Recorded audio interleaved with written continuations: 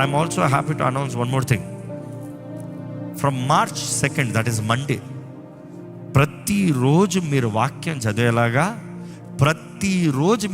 చదివేలాగా old testament, psalms and new testament మీకు audio with video, అంటే Bible verses with audio reading మీకు present చేయబోతున్నాము. ప్రతిరోజు వాక్యం చదవాల్సిందే, చదవలేదని చెప్తానికి లేదు. ఇంకా you're taking this bold step and it's a big project, it's a very big project to do.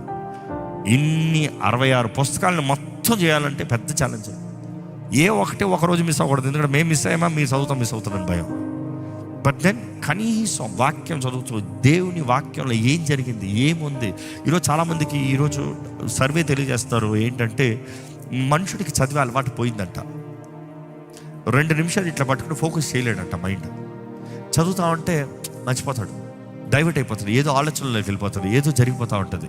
కానీ అదే సమయంలో సైకాలజికల్ స్టడీస్ ఏంటంటే, క్లినికల్ స్టడీస్ ఏంటంటే, సౌండ్ వింటూ చూశాడు అనుకో, చదివేదాన్నే కనబడింది అనుకో. అందుకనే నేను ఏం చేపిస్తానంటే, మామూలుగా మీరు గమనిస్తే అందరూ కలిసి చదువుతామంట.